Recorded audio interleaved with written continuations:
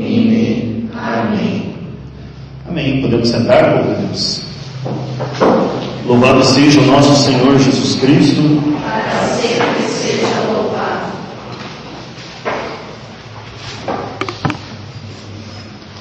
Que bom que você está aqui, né? Apesar de todo o frio, né, que está fazendo esses dias aqui na nossa região, né? Hoje, manhã mais fria desse ano, né? Nós estamos aqui, queremos deixar o nosso coração quente na graça de Deus, quente na graça do Senhor. Quero rapidamente só me apresentar para vocês, né? Se alguém não me conhece, meu nome é Fábio. Estou à frente do decanato nosso aqui na Diocese, na renovação, decanato Pinhão 2, decanato Pinhão Setor 2, durante esses anos de 2019 e 2020. Estou na renovação carismática, graças a Deus, já faz bastante tempo, né? 25 anos que iniciei essa caminhada, e quero que ela vá até o dia que eu partir daqui para o céu, né? Então, não quero desistir nunca desse movimento, porque graças a Deus por esse movimento eu estou na igreja, né? Deus usou desse movimento para que eu tivesse na única igreja fundada por Jesus Cristo, que é a Igreja Católica. Então, quero seguir, né? Seguir caminhando nesse movimento, na missão que o Senhor dá, na missão que o Senhor chama, até o dia que tiver que partir para o céu. Aí está tudo entregue nas mãos do Senhor. Sou casado, tenho 3 filhos, e é isso, né, gente? Vamos seguir adiante.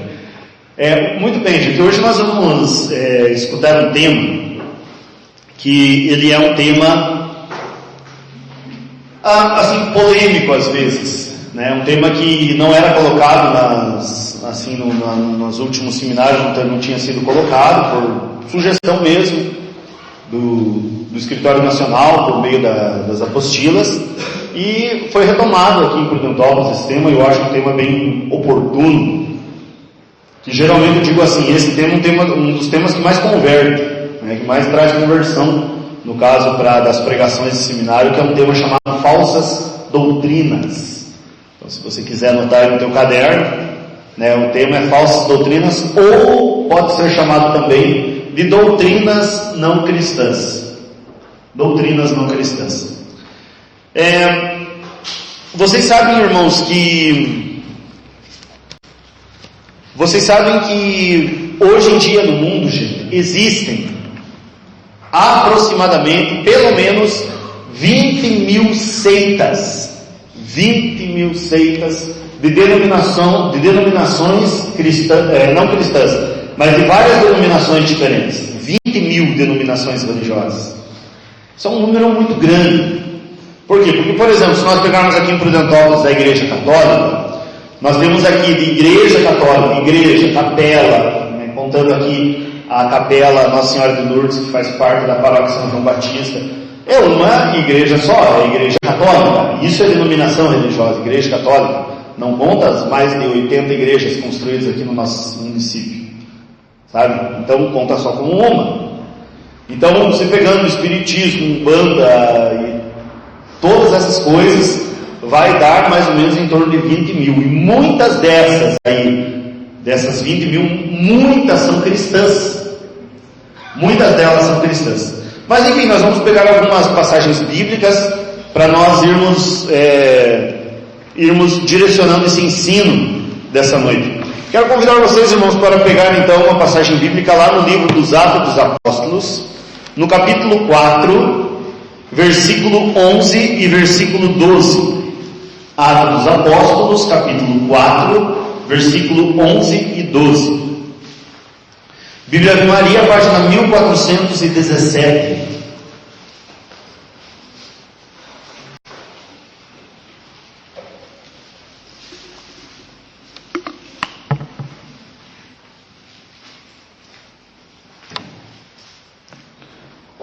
Atos 4, 11 e 12.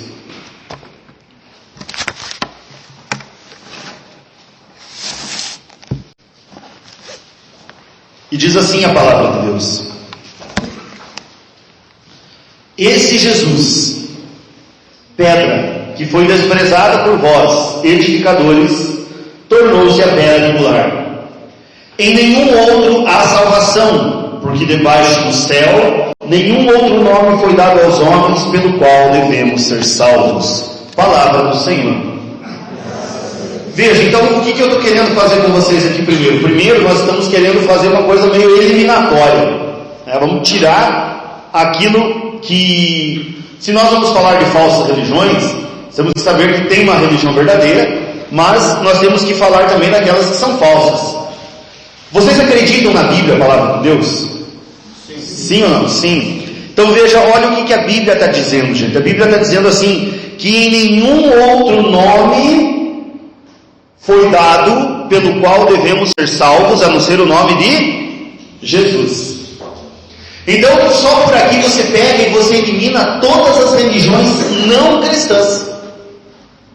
Você já tira fora. Você tira fora aqui o budismo, você tira fora o shintoísmo, você tira fora o islamismo, você tira fora as religiões, você tira fora tudo isso, tudo que é religião politeísta, religião ligada a cultos de mitologia, você tira tudo isso fora. Porque a palavra de Deus está sendo muito clara. Em nenhum outro nome a salvação, a não ser o nome de Jesus.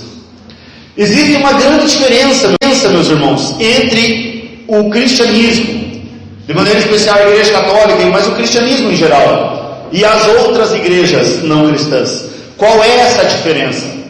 A diferença é a seguinte: os budistas, eles acreditam num personagem lá chamado o Iluminado, que é o Buda. Buda significa o Iluminado. Buda, para os budistas, é o que? É um iluminado, é uma pessoa iluminada, mas é um homem iluminado. As pessoas lá que são da religião do confucionismo, que é uma religião que tem lá no Oriente, acreditam no que? Acreditam em Confúcio, que foi um grande sábio, mas foi um homem, um grande sábio, eles mesmos acreditam nisso. Os islâmicos acreditam em Maomé, ou Mohammed, que foi o que? Que foi o profeta. Ele foi um profeta, aquela religião que dá muita margem para a violência, né? Isso é do próprio Alcorão deles, deixa o livro sagrado deles, dá muita margem para a violência. Mas o que é Maomé? É um profeta, é um homem, um profeta. E para nós, o que é Jesus Cristo? Para nós, Jesus Cristo, ele não é só um profeta, é um profeta também, mas é muito mais do que isso. Ele não é só um iluminado, ele não é só um sábio. Para nós, Jesus Cristo é Deus encarnado. Aqui nós temos uma diferença muito grande, porque quem fundou a nossa religião, e daí ele, Jesus Cristo no sacrário, aqui no sacrário nós temos uma pessoa viva, não é só Deus, a pessoa, Deus que está ali, não, mas é Deus, Jesus e o homem Jesus, Deus na sua plenitude, é uma pessoa divina que está no sacrário. Foi Jesus que fundou a nossa religião. Então, essa diferença das outras religiões para o cristianismo já é muito grande, porque nós acreditamos que o Verbo de Deus se fez carne e habitou entre nós, como diz São João lá no começo do Evangelho. Então, já aí, meus irmãos, nós temos uma diferença muito grande. Então, por aí nós já tiramos várias outras religiões, dizendo que essas religiões elas não são religiões verdadeiras. Até porque quando a gente fala de religião verdadeira, nós acreditamos que existem quantos deuses? Hein? Um só. Né? São 3 pessoas divinas na Santíssima Trindade: o Pai, o Filho e o Espírito Santo. Mas essas 3 pessoas divinas são um só Deus, com características diferentes. O Pai não é o Filho e não é o Espírito. O Filho não é o Pai e não é o Espírito. O Espírito não é nem o Pai nem o Filho, mas os 3 são uma pessoa só. É apenas um Deus. Nós acreditamos num único Deus. E meus irmãos, pela lógica, se existe um Deus, quantas igrejas verdadeiras devem ter? Apenas uma. Apenas uma. Eu quero convidar vocês para que nós possamos pegar uma outra citação bíblica, porque nessa noite nós estamos fazendo esses temas de seminário, eles são temas de estudo. Quero convidar você, irmão, para abrir a palavra de Deus lá no Evangelho de São Mateus.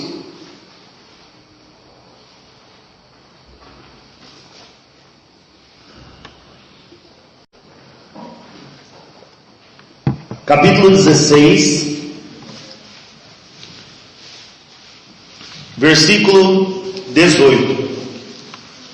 Evangelho de São Mateus, capítulo 16, versículo 18. Na Bíblia Ave Maria, página 1304.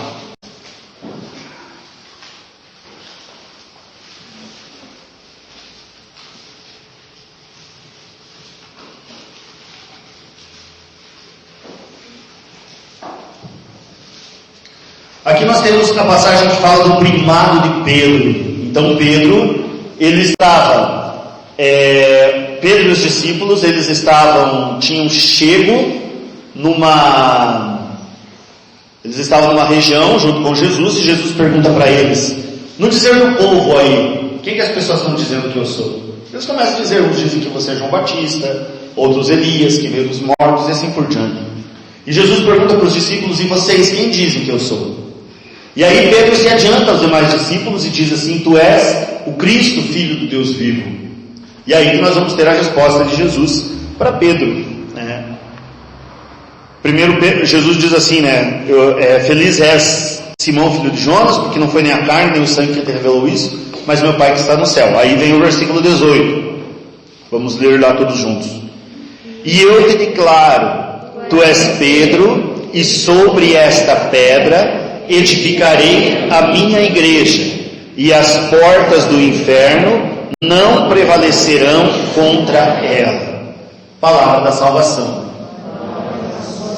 Veja, gente, Jesus é muito claro. Aqui nós temos uma coisa importante para dizer, que Dom Henrique Soares falou uma vez, eu falava isso errado também. Dom Henrique Soares fala assim, Jesus Cristo não fundou religião.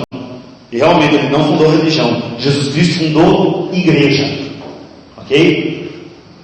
Jesus Cristo fundou uma igreja. Essa igreja, e aqui na palavra de Deus ela está muito clara, Tu és Pedro, e sobre esta pedra edificarei a minha igreja. Veja bem, gente, que Jesus está falando no singular. O que é isso? Lembrando gramática aí, língua portuguesa. Jesus disse a minha igreja. Jesus não falou as minhas igrejas. Jesus falou a minha igreja. Portanto, existe dentro das igrejas cristãs, nós pegamos aquela primeira citação de Atos 4:12 para dizer só em Jesus a salvação. Então descartamos todas as igrejas que não trazem o nome de Jesus. Isso não quer dizer que as pessoas que participam dessa igreja não possam ser salvas, não quer dizer isso. Tá bom? É diferente isso. Se der tempo de comentar isso alguma outra vez, a gente comenta. Mas é aquilo que as pessoas falam, que a pessoa vai ser salva pelo Cristo desconhecido.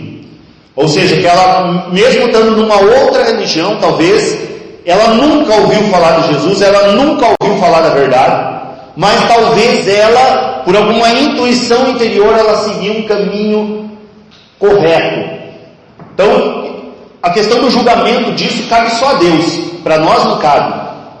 Mas é só para dar uma pinceladinha aqui nisso. Agora, quando fala isso aqui, gente, olha, veja, Jesus está dizendo para Pedro, tu és Pedro, e sobre esta pedra edificarei a minha igreja. Então Jesus fundou uma igreja só. E essa igreja que Jesus fundou, gente, ao longo da história, é a Igreja Católica Apostólica Romana.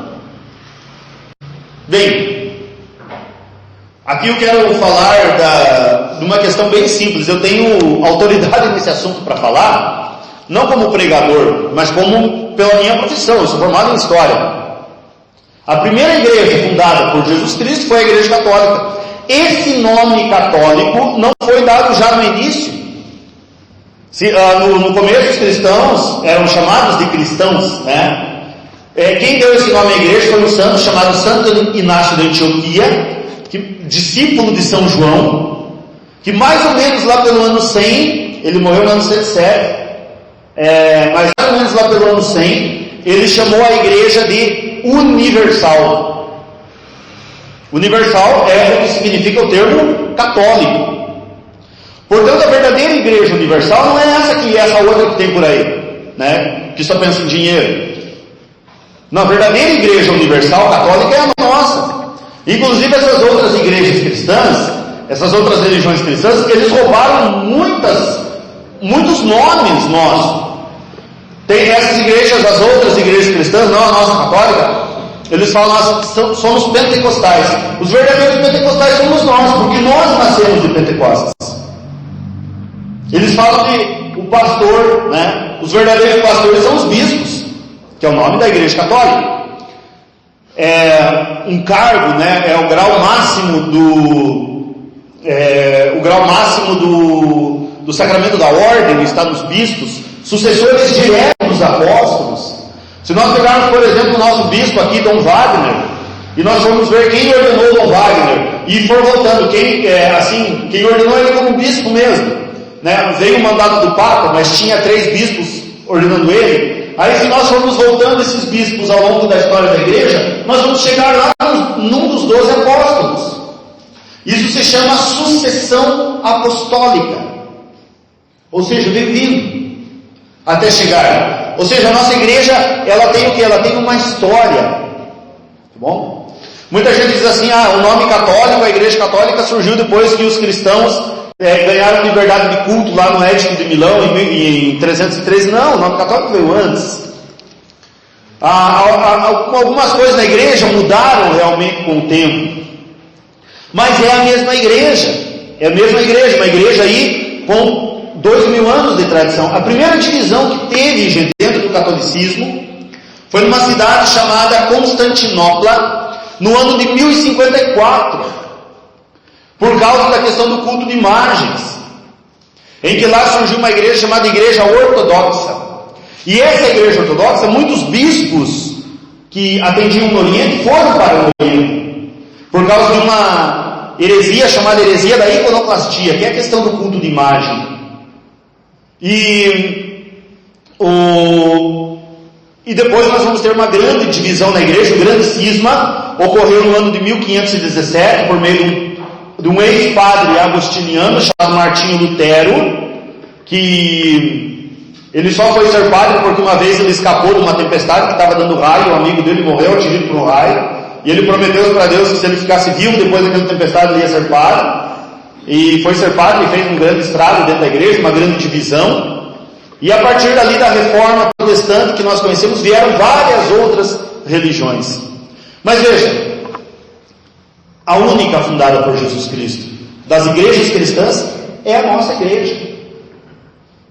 Isso já é motivo da gente louvar, bendizer, louvar muito a Deus, da gente não ter dúvida de que nós estamos na igreja verdadeira. Veja, meus irmãos, a igreja católica, dos 10 grandes mistérios que a ciência estuda e quebra a cabeça para resolver, todos eles estão na igreja católica. Todos eles. Já ouviram falar do manto de Nossa Senhora de Guadalupe? Nossa Senhora de Guadalupe apareceu para um índio chamado Juan Diego, hoje São Juan Diego, no México, e assim, vou encurtar a história, não vou contar tudo porque não tem como, mas os cientistas estudando a imagem de Nossa Senhora que se fez naquele pano, vamos dizer assim, indígena, que é um pano horrível em qualidade, desculpe, né? A qualidade do tecido é horrível, gente, no máximo, bem guardado, 20 anos. Bem, esse manto de Nossa Senhora de Guadalupe, mesmo aparecendo lá no século XVI, ele está guardado até hoje. Mas os cientistas analisando esse pano, essa imagem que se fez nesse pano, que a imagem apareceu milagrosamente, não existe nesse pano de Nossa Senhora de Guadalupe nenhum pigmento que fez a cor existe no planeta. Nenhum pigmento. Vocês podem pesquisar isso, fique à vontade, se quiserem pesquisar na internet. O sangue de São Januário. São Januário é um mártir da igreja católica, que quando ele foi martirizado as pessoas coletaram o sangue dele. Muito bem, 3 vezes por ano o sangue de São Januário, primeiro, milagrosamente esse sangue de São Januário está incorrupto. É como se fosse um sangue coagulado, tirado agora de uma pessoa. 3 vezes por ano ele se liquefaz. O que é isso? Aquele sangue coagulado se torna líquido. É uma relíquia. Cientista se bate em cima disso para explicar, não explica. Vai explicar o quê? O Santo Sudário. O Santo Sudário é aquela mortalha que envolveu Jesus. É o objeto mais estudado da história humana.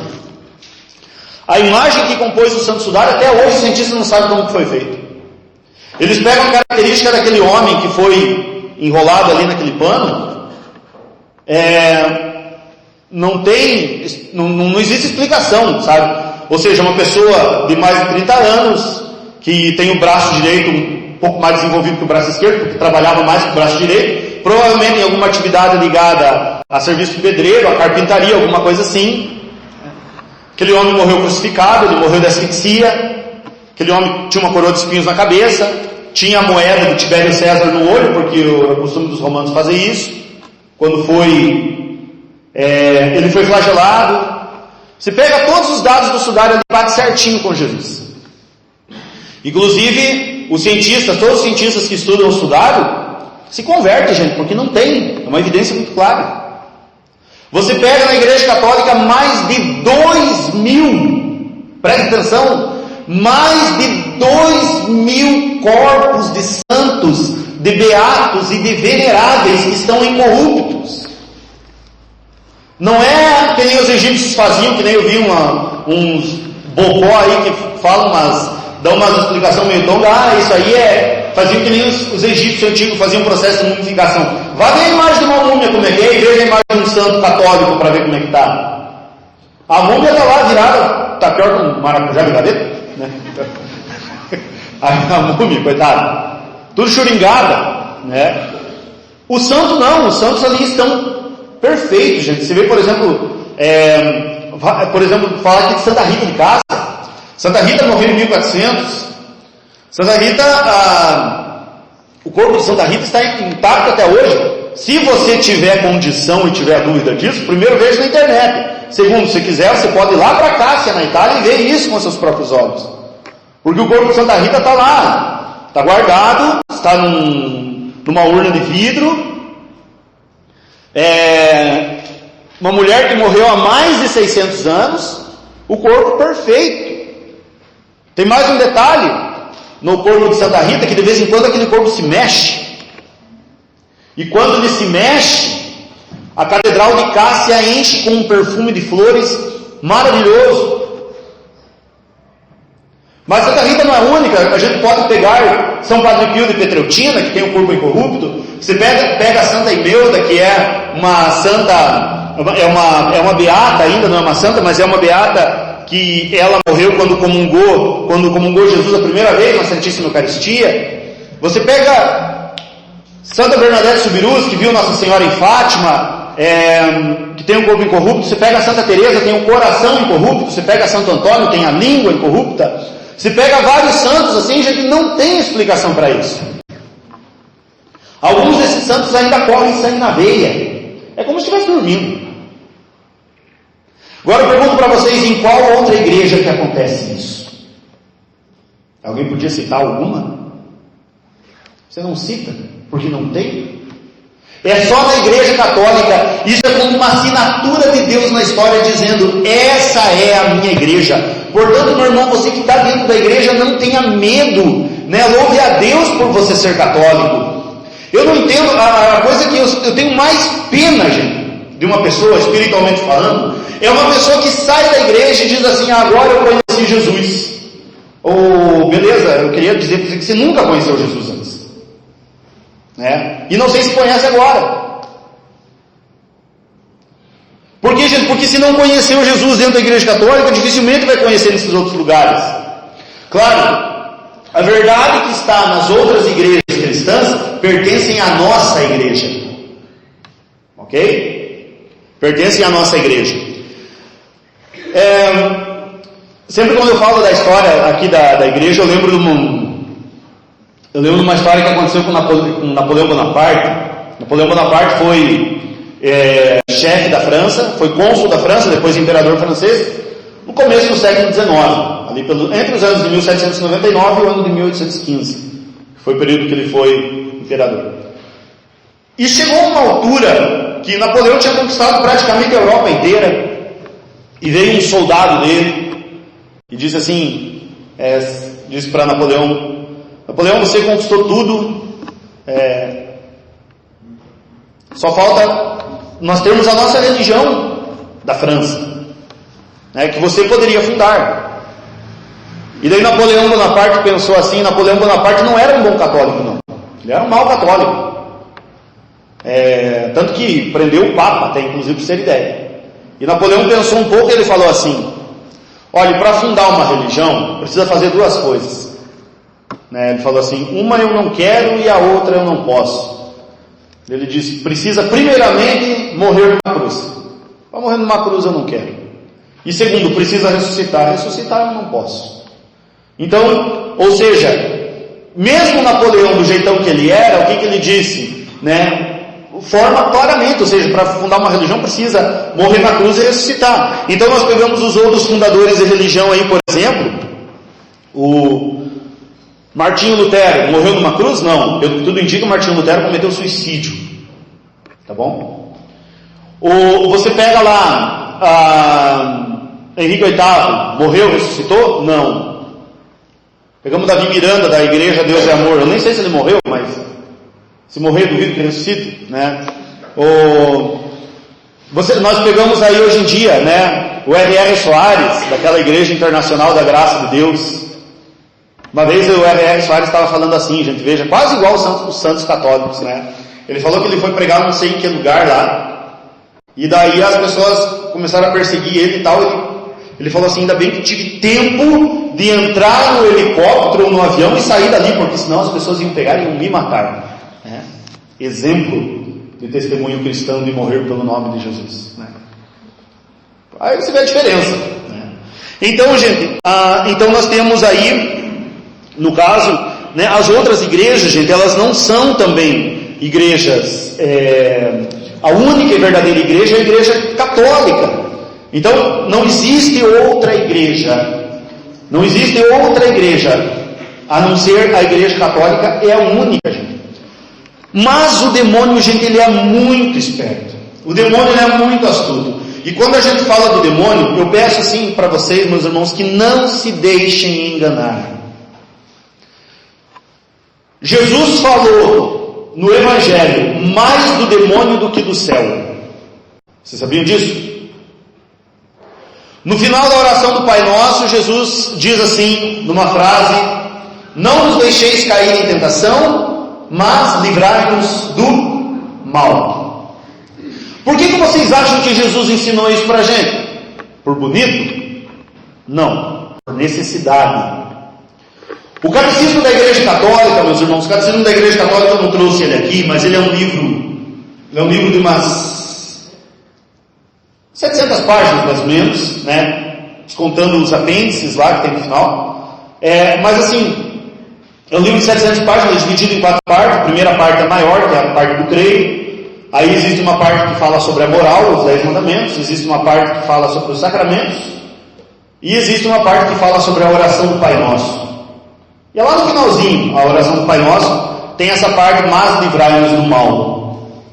Quando fala nessa parte, mas livrai-nos do mal, o Papa João Paulo II, que pediu para escrever o catecismo, e ele mesmo conferiu, leu ele para ver se dava para publicar, que é um resumo da nossa fé católica. Como diz o São João Paulo II lá no início do catecismo, diz que é uma fonte segura de pesquisa. Então, se você tiver dúvida da tua fé, vá no Catecismo da Igreja Católica. O nome do livro é esse. E tem lá na parte final dessa parte que fala, mas livrai-nos do mal. O Catecismo é muito claro, ele diz assim que o diabo, ele não é aquilo que o mundo moderno de hoje anda falando, que é como se fosse um mal, o mal da droga, o mal da prostituição. Não, ele diz, o diabo é uma pessoa. É uma pessoa. Quando nós rezamos no creio, né, a igreja ucraniana reza esse creio todos os domingos. A nossa igreja, a igreja latina, reza em cerimônias especiais, que é o chamado creio símbolo niceno-constantinopolitano. Diz assim, creio em um só Deus, aquele creio mais comprido, né? Creio em um só Deus, Pai Todo-Poderoso, Criador do céu e da terra, e de todas as coisas visíveis e invisíveis. Ou seja, nós cremos que Deus criou tudo aquilo que é visível e tudo aquilo que é invisível. Nós estamos dizendo isso no creio. E aí o catecismo fala também sobre os anjos bons e os anjos decaídos. Deus criou primeiramente todos os anjos bons, mas alguns anjos se voltaram contra Deus pela sua própria liberdade e acabaram se distanciando de Deus, que são hoje aquilo que nós conhecemos por demônios. Gente, os demônios, eles se afastaram de Deus, mas sabemos que Deus é amor. Então o que está no coração do demônio é a questão do que? É a questão do mal, do ódio.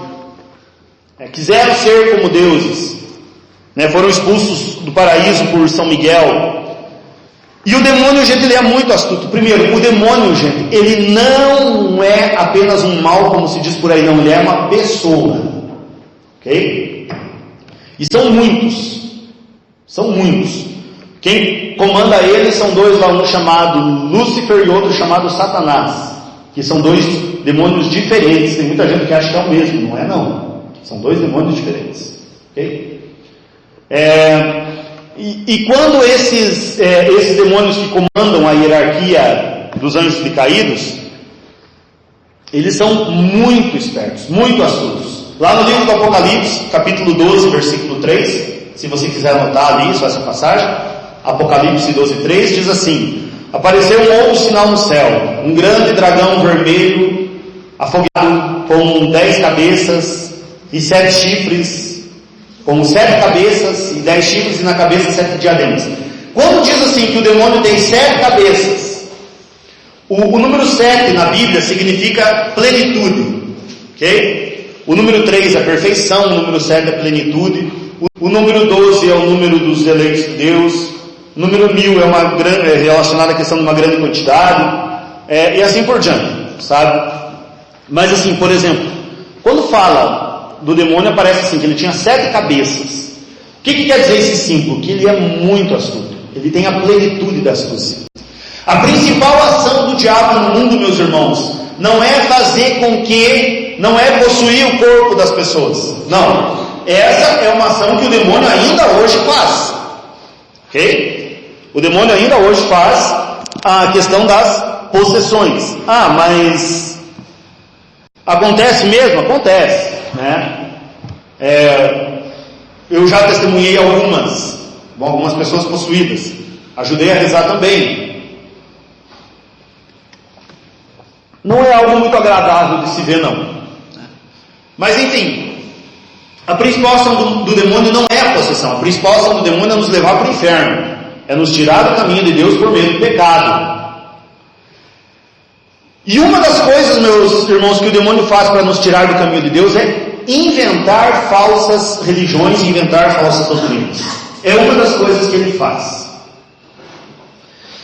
Uma das coisas que vem ocorrendo no Brasil, a CNBB, a CNBB, o Conselho Nacional dos Bispos do Brasil, ela foi criada mais ou menos no ano de 1950. E um dos primeiros documentos que a CNBB lançou, lá em 1900, se eu não me engano, 52 ou 54, a CNBB alertava os cristãos desde aquela época sobre o perigo de uma crença que tem em algumas religiões por aí, que é a chamada crença do espiritismo. Espiritismo. No que se baseia a crença do espiritismo? O espiritismo é uma crença que os mortos, a pessoa morre, depois fica a alma dela lá por um tempo num suposto lugar, e depois ela volta e se reencarna novamente. Por isso, a doutrina da reencarnação. E segundo o espiritismo, esses mortos eles podem vir e se comunicar com os vivos.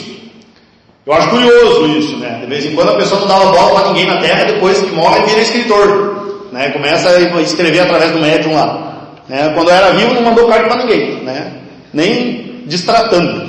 Agora começa a mandar carta depois que morreu, Meio estranho esse negócio.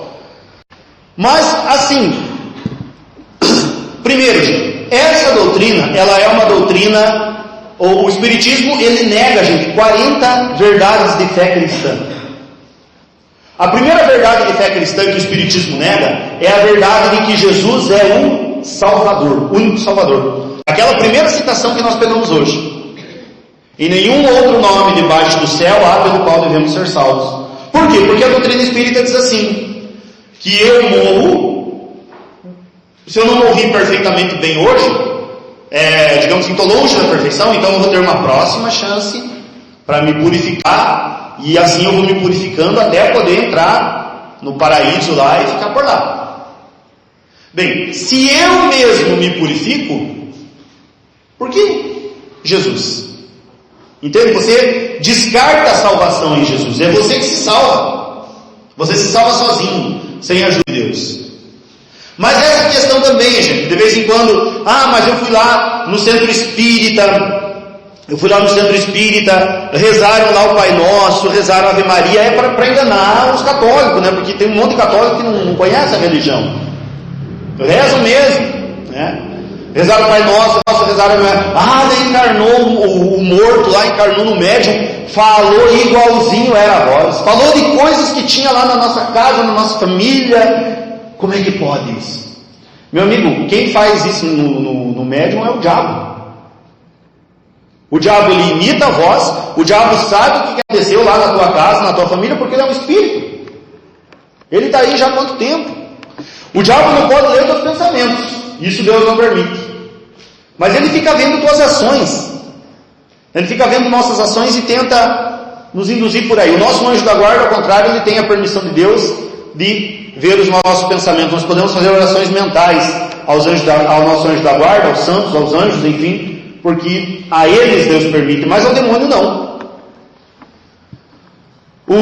Eu gosto muito de ler livros de exorcistas, de padres exorcistas, de palestras, né? Livros assim de exorcista um livro que eu recomendo, é um livro interessante, eu acho que é o melhor livro que eu já li, se chama Suma Demoníaca. Não esquente com o nome, tá bom? O nome é Suma Demoníaca, é um padre exorcista da Espanha que escreve, padre José Maria Fortea. É maravilhoso, maravilhoso. Acho que é o melhor livro que tem sobre essa questão dos espíritos caídos. Ele faz como se fosse perguntas assim, ele responde muita coisa. E tem os livros do padre Gabriel Amorte. O padre Gabriel Amorte, falecido há uns 3 anos, ele era exorcista da cidade de Roma, da diocese de Roma. E gosto muito de ver também algumas falas, por exemplo, hoje do padre Duarte Lara, que é um exorcista português. Tem muita coisa, tem o canal dele no YouTube, inclusive, na internet. É muito legal. Então ele responde muita coisa. Então, se for vendo lá, eles vão falando várias coisas, assim, sobre essa questão. E esses padres, gente, eles são quase unânimes em dizer que a maior parte dos casos de possessão que acontece por invocação dos mortos. Invocação dos mortos. Vocês já ouviram falar da tábua de Ouija? Quem já ouviu falar da tábua de Ouija?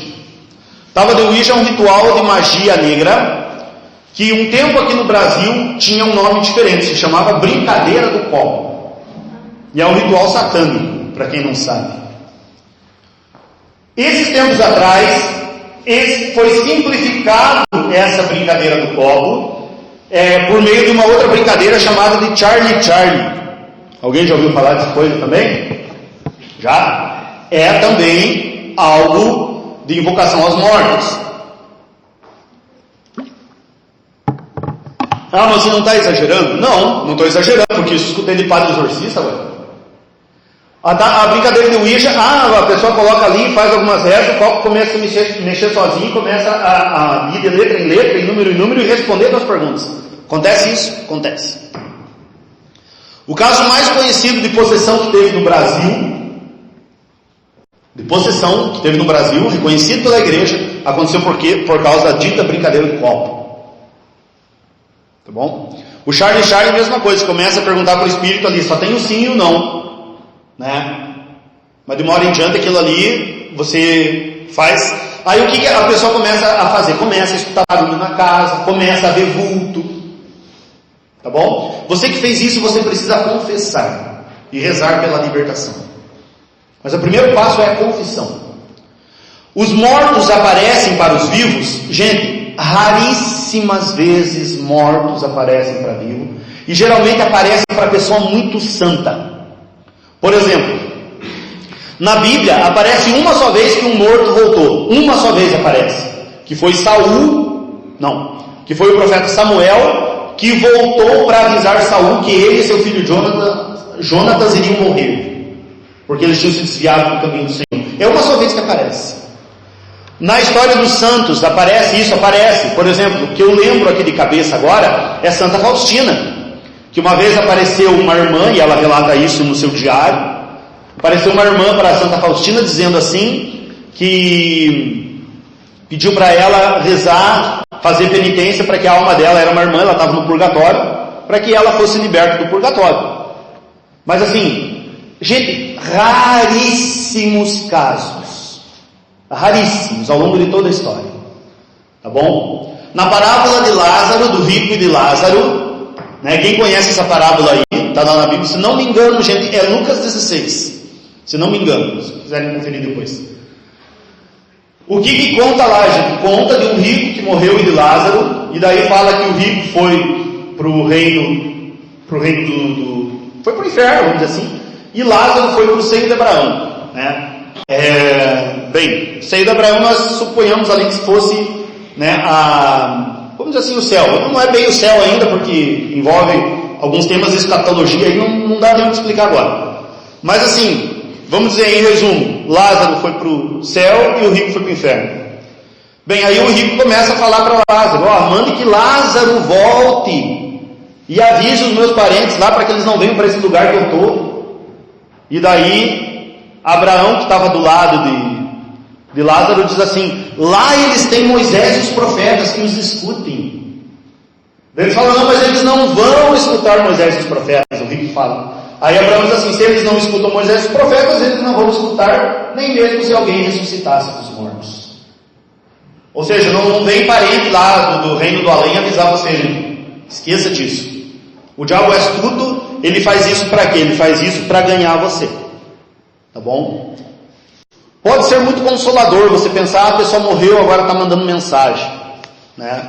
Pode ser muito consolador isso, pode ser o demônio astuto, mas morremos uma só vez, e logo em seguida vem o juízo. Vamos abrir lá Hebreus 9, 27. Carta aos Hebreus, capítulo 9, versículo 27, na Bíblia Ave Maria, página 1533.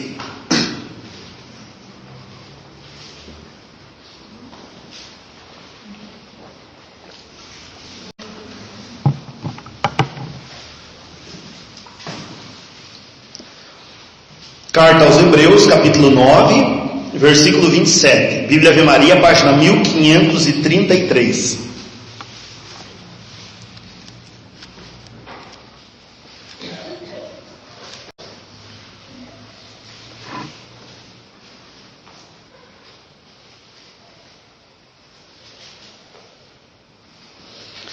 Diz assim a palavra de Deus: como está determinado que os homens morram, quantas vezes? E logo em seguida vem o juízo. Está determinado que os homens, mulheres, morram uma só vez. Esse negócio de ficar morrendo e reencarnando, meu irmão, isso não condiz com a verdade da palavra de Deus.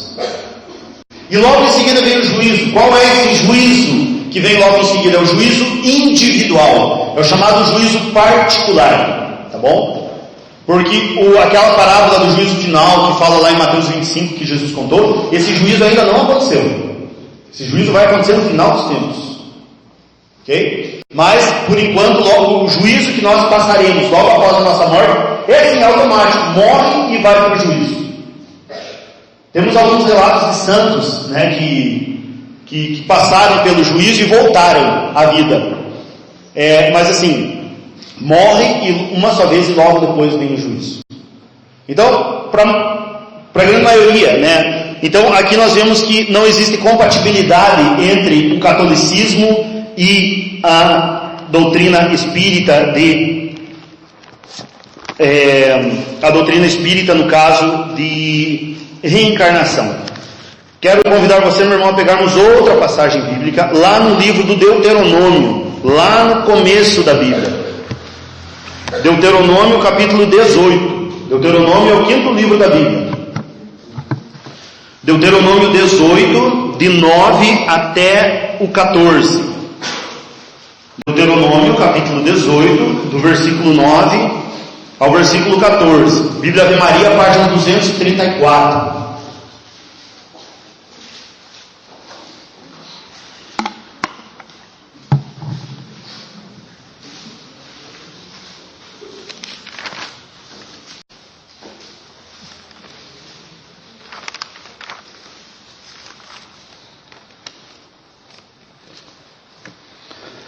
Adivinhação e profetismo. Presta bem atenção. Essa citação aqui eu considero talvez a mais esclarecedora de todas.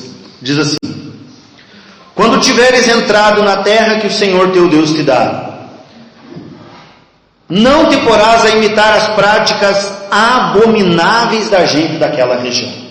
Ó, o povo de Deus estava andando no deserto, estava quase terminando os 40 anos. E Deus diz assim: quando vocês tiverem entrado na terra que Deus vai dar para você, não imite as práticas abomináveis daquele povo. Deus está dando uma ordem.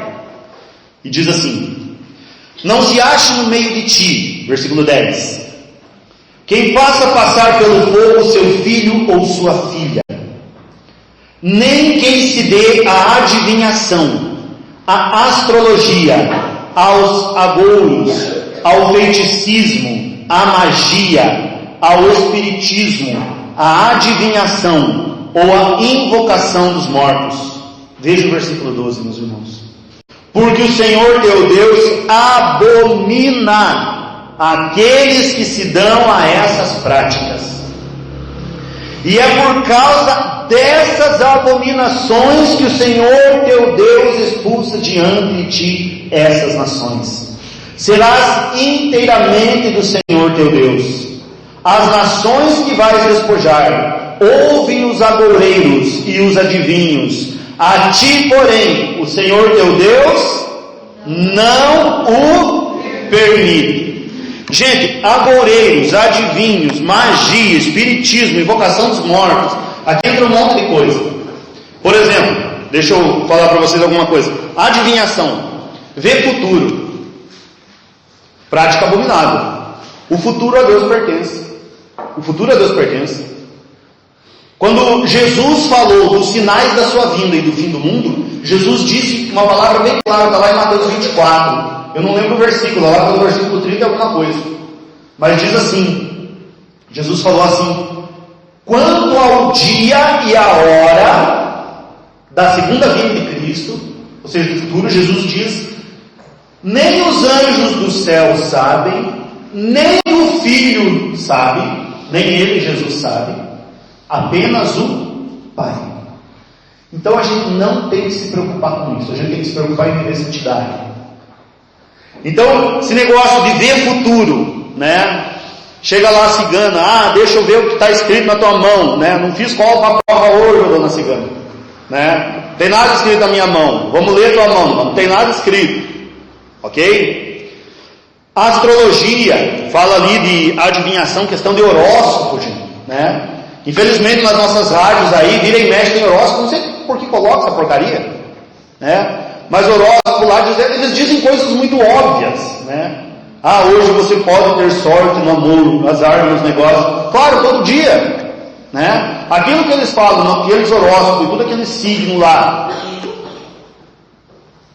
Gente, desculpe, o que tem a ver? Tem nada a ver, gente. Um movimento, não sei o que lá, das estrelas. Não sei se é o movimento das estrelas, porque geralmente é o movimento da Terra, né? Mas o movimento que faz com que aquelas estrelas daquela determinada constelação fiquem daquele jeito nesse dia. Que é isso? Que está a bilhões de quilômetros aqui. Que isso vai interferir na minha desinteria? Não vai interferir em nada, né? Desculpe o exemplo, mas é para mostrar o quanto isso é ridículo, né? Olha, búzios, né? Vai jogar uma semente lá, dependendo do jeito que caiu, vai te falar alguma coisa. O tarô, né? Jogo de carta. Dependendo da cartinha que você pega ali, vai dizer o teu futuro. Para, meu irmão, tá acreditando na criatura, não no Criador? Feiticismo, questão de feitiço, questão de magia. Eu fico muito preocupado hoje em dia, gente, com a questão da vulgarização da magia. Né? Filmes, por exemplo, como tiveram por aí, como filmes do Harry Potter, que trazia uma iniciação à magia, muito bem feito, muito bem escrito, uma história muito envolvente, sabe? Mas assim, tipo, popularizando uma prática condenável. A magia era feita, a magia ela tem dois tipos, tem a magia negra e a magia branca. A magia branca é quando, a única diferença é isso, a magia negra é quando você deseja o mal de alguém, e a magia branca é quando você quer algum bem para você mesmo, sabe? A magia negra não vai contra o mandamento do amor ao próximo, e a magia branca é egoísta. Então, gente, esse negócio de magia também, todas essas coisas, espiritismo, invocação aos mortos, curandeirismo, benzedeiras, cartomante, gente, tudo isso, tome cuidado. Meu filho lá está com problema, vou levar lá na benzedeira. Você sabe para quem que a benzedeira vai pedir a cura? Tem duas opções. Ou, se você quiser, você pode pedir para um padre rezar para uma pessoa de igreja rezar por uma pessoa que tenha vida sacramental, mas de preferência para um padre, ou leva no médico, meu irmão. Leva no médico. Por quê? Porque a palavra de Deus, ela não vai contra a medicina. Eu quero que vocês anotem uma passagem para vocês lerem em casa. Eclesiastes 38, honra o médico e a medicina. Então é para você levar no médico. E você vai levar a criança lá num lugar, né? Eu fui uma vez só que uma tia minha me levou numa benzedeira. Ela começava a passar por trás de mim lá e passar umas coisas. Eu não sei o que ela rezou, sabe? Eu não sei para quem que ela pediu. Graças a Deus, faz muito tempo que eu confessei já e tenho certeza que se teve alguma coisa eu já fui liberto. Isso faz tempo. Mas isso aí contamina também, gente. Por exemplo, vocês conhecem, todo mundo aqui conhece, acho que o padre José Ratushkin, né, que atende o povo. Vai perguntar para ele sobre isso. Isso aí contamina, gente. Contamina, é aquela mesma coisa. Aí a pessoa começa a ver vulto em casa, começa a escutar coisa batendo. O padre Duarte Lara, ele diz assim, que o demônio às vezes ele faz falsas curas. Falsas curas. Como que acontece isso? Acontece assim, por exemplo. Vamos dizer que o demônio está incomodando a irmã aqui. Desculpa, pode falar? Como? Solange. Muito bonito isso. Da minha esposa. Então, vamos dizer que o demônio está incomodando aqui a Solange. Aí, quando você vai num lugar desses, isso para o ar, esse exorcista português que fala. O que o demônio faz? O demônio ele dá uma recuada, sabe? Ele para de incomodar ela, então dá uma sensação de uma falsa cura. Mas depois do tempo, o que o demônio faz? Volta a incomodar. E daí a pessoa volta de novo no lugar errado. Sabe? Então, gente, essa questão aí, tome muito cuidado com isso, gente. Tome muito cuidado, né? Então leva no médico, leva no padre, né? Mas não leva nesses lugares. Né? Você não sabe o que vão rezar para você. Mas a pessoa lá reza para os católicos, reza a oração Pai Nosso, a Maria reza, gente. Eles rezam. Para enganar os católicos mesmo. O católico não sabe nada. Tem muito católico que não sabe dessas coisas, infelizmente. Vai usar alguma coisa assim, né? Símbolos, amuletos, né? Como coisas supersticiosas. Então a superstição é terrível.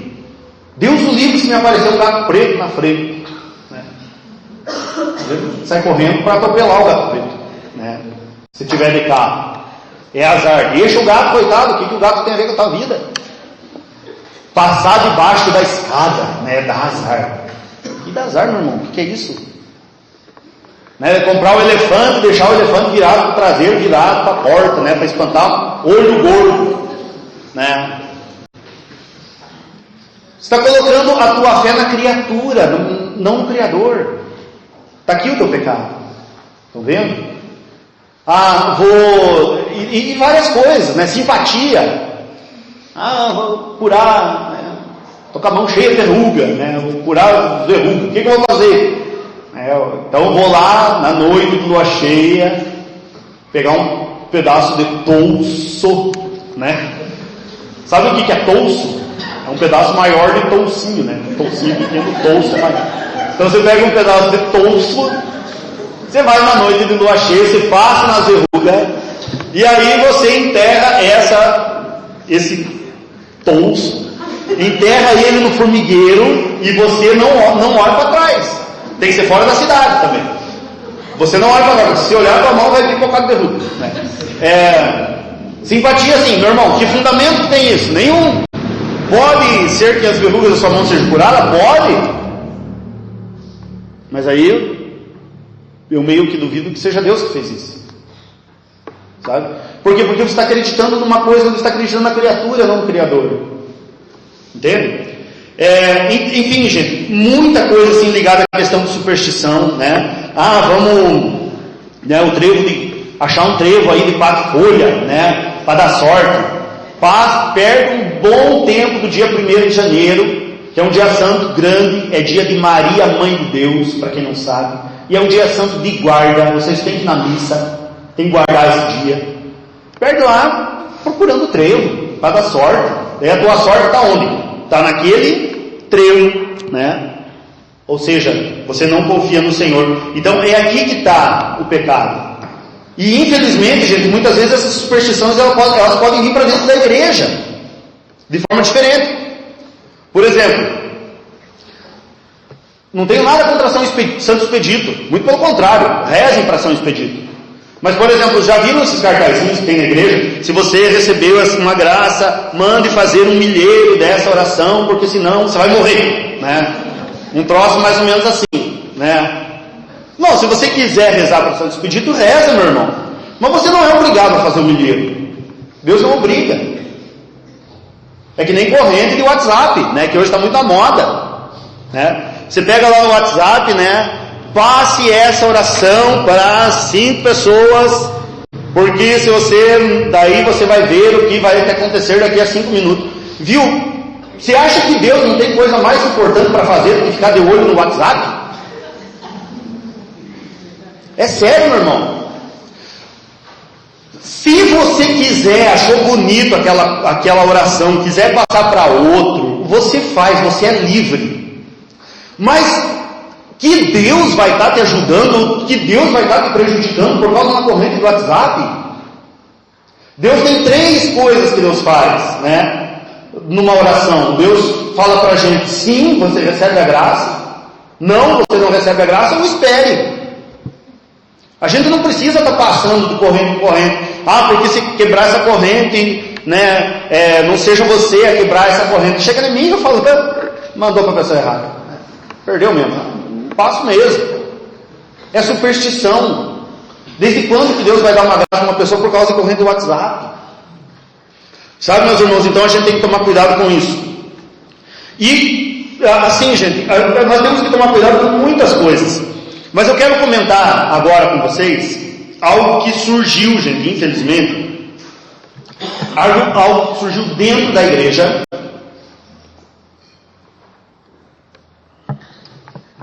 Algo que surgiu dentro da igreja.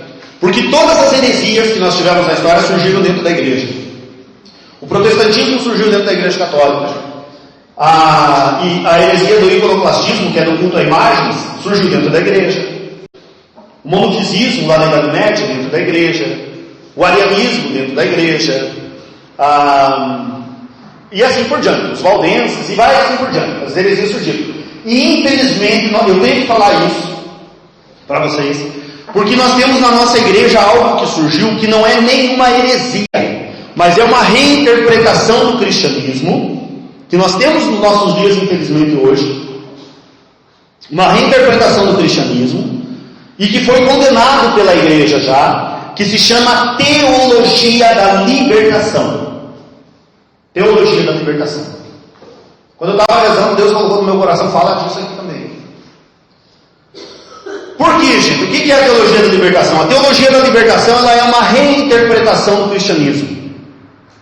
E infelizmente a teologia da libertação muitas vezes tem padre que ainda usa, tem bispo que ainda usa, e isso é condenado pela igreja. Muito bem, quem condenou isso foi o Papa Bento XVI, ainda quando era cardeal Joseph Ratzinger, no ano de 1984, ou seja, fazem 35 anos atrás.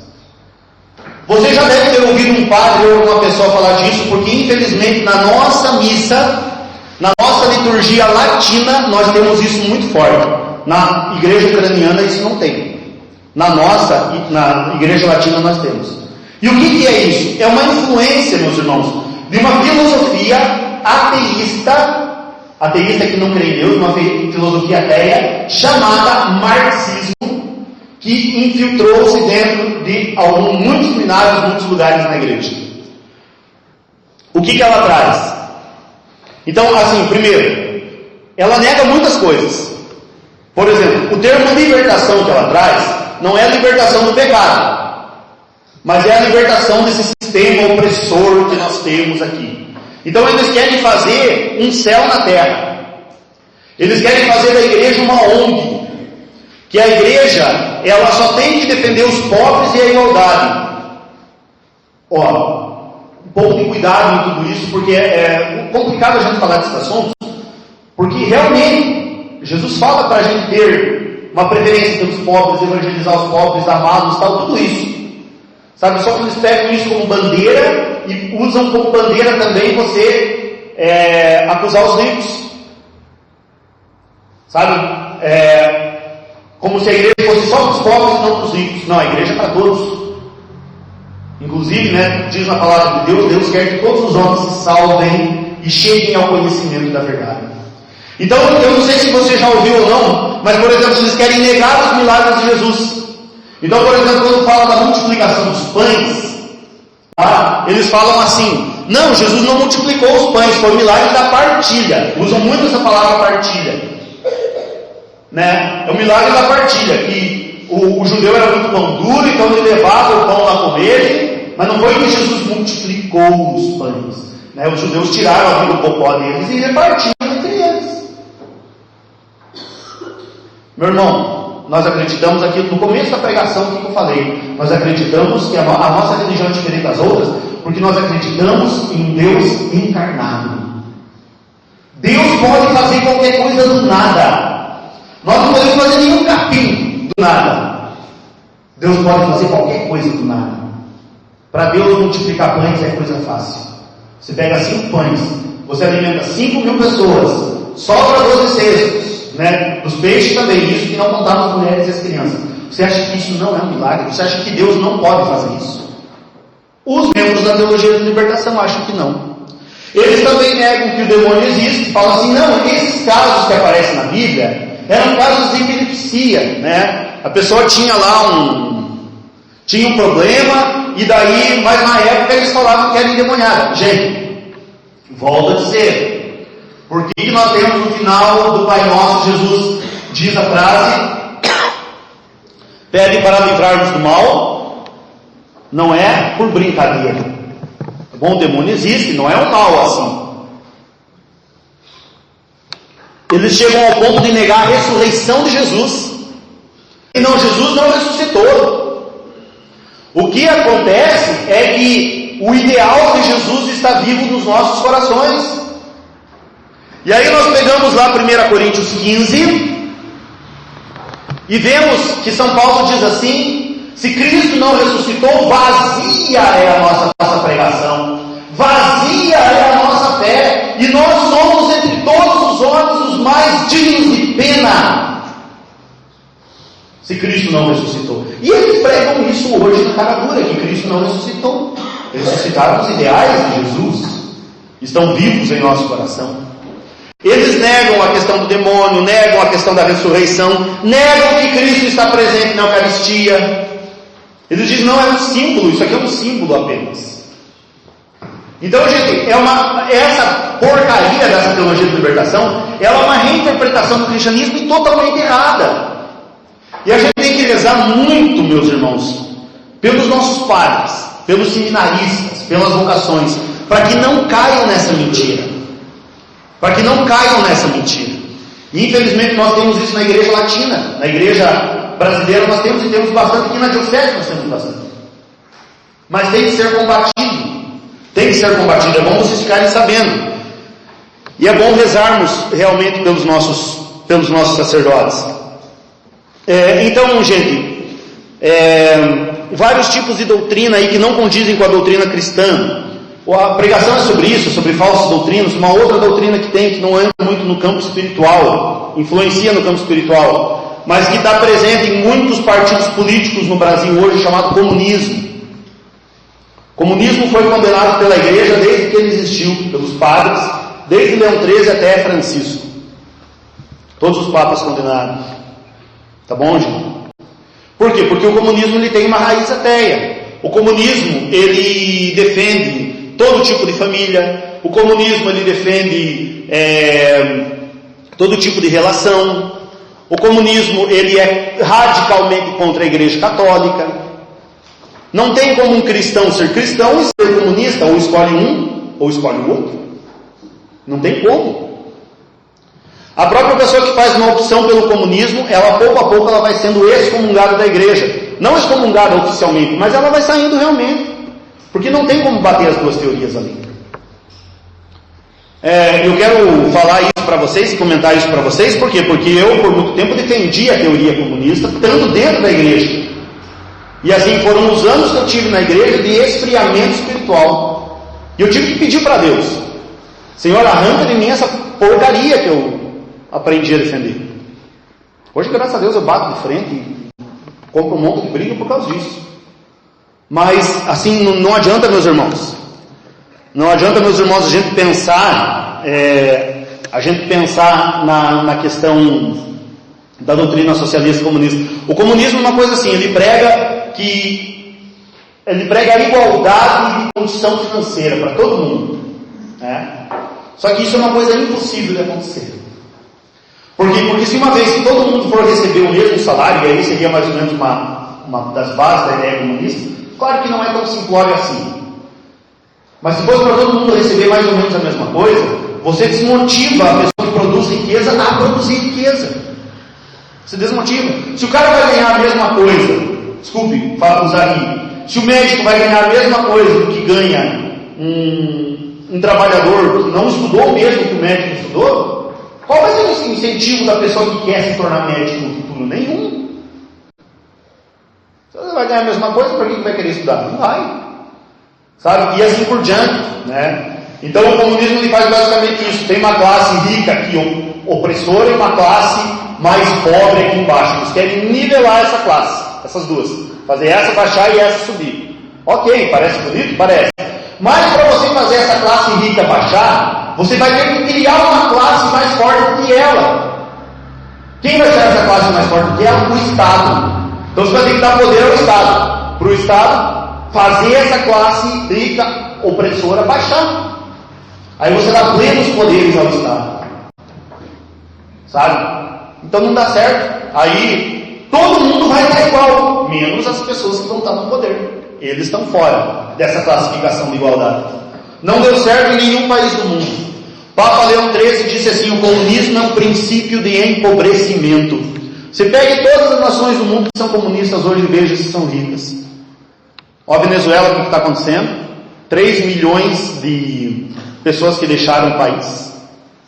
As pessoas que estão lá no país, quando mandam foto para outras pessoas de outros lugares, os parentes ficam espantados porque as pessoas estão extremamente magras, estão emagrecendo, morrendo de fome. Se pega Cuba, né? Pega uma imagem de Cuba lá que falam que Cuba é o paraíso lá, parece que está voltando na década de 1970. Pega uma imagem de Cuba hoje, aí a hora que você sair da igreja, digita no teu celular, para você ver como é que é. Veja a China como é que é. Ah, mas a China é a segunda maior economia do mundo. Sim, mas e o IDH da China? Como que está? Não é um dos piores países do mundo para se viver. Pessoas ganham mal, sem liberdade, é uma liberdade restrita, e é aquilo ali, gente, você abrir mão da liberdade e tal, e abrir mão de um monte de coisa. E o comunismo hoje está muito perigoso, gente, porque ele tem entrado por meio das escolas. Por meio das escolas, formação acadêmica, dos professores, por meio de cursos que se tem por aí. Graças a Deus agora está se abrindo o olho para isso. Mas por muito tempo não foi falado. Né? Vocês aí que foram alunos aí, se não tiveram um professor que faltava bater continência para o Che Guevara, alguma coisa? Enfim, gente, é isso mesmo, infelizmente. Né? Veja o resultado da educação do Brasil, uma das piores do mundo. Por causa do que? Por causa que levanta esse tipo de bandeira.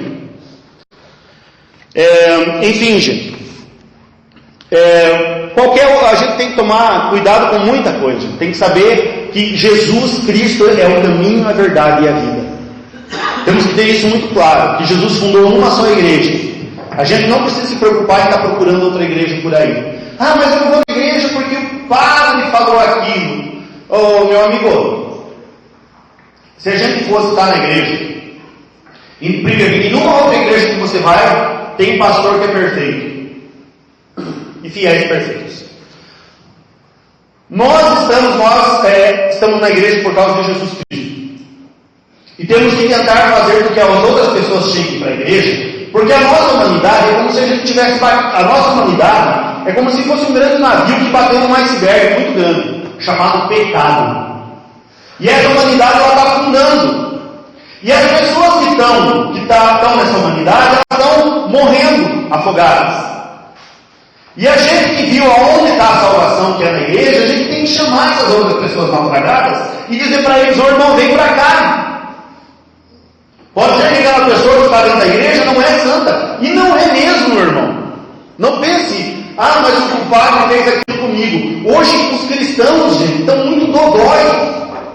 Dá raiva, sabe? Não dá para falar nada. Porque me magoou. Para de ser larápio, desculpa falar assim. Pare de ser desse jeito. Seja forte, ou seja, não dá para falar nada, não dá para corrigir, porque as pessoas se ofendem por qualquer coisa. Tudo dodóizinho. Geração de dodóizinho. Seja mais forte, seja uma mulher mais forte, um homem mais forte. Se está errado, tem que mudar, reconheça. Sabe, se a pessoa que está lá na frente da igreja está fazendo alguma coisa errada, ela está fazendo errado, vou rezar por ela. Mas não vou deixar a igreja porque a pessoa está fazendo aquela coisa errada. Meu irmão, a pessoa que faz isso, desculpa eu dizer, faz isso por desculpa. Pessoa que sai da igreja por causa do erro de uma outra, meu irmão, isso é desculpa. Se você estivesse mais firme na fé, você não sairia. Você não sairia. Deus permite para nós, dentro da igreja, que a gente tenha tempo de deserto, que a gente tenha tempo de provação, e Deus prova realmente a nossa fé. Então, meu irmão, seja um cristão forte. Fortaleça a tua fé, reze todo dia, alimente o pão nosso de cada dia nos dai hoje, alimente o seu corpo, mas alimente a tua alma todo dia. A nossa alma precisa de alimento espiritual todo dia, meu irmão. Reza todo dia, sabe? Lê a palavra todo dia, lê o catecismo todo dia. Assim, o tempo que você consegue, mas que seja algo com qualidade. Uma oração com qualidade, não palavras jogadas ao vento. Se você fizer isso, meu irmão, tiver uma vida de oração, uma vida sacramental, eucaristia e confissão, com frequência, só esses dois passos aí são uma vida de leitura de palavra, leituras espirituais. Eu tenho certeza de que você dará grandes passos espirituais, que você não vai cair. Mas assim, você já está no caminho certo, que é da Igreja Católica. Não queira sair dele, não queira se desviar dele. Amém?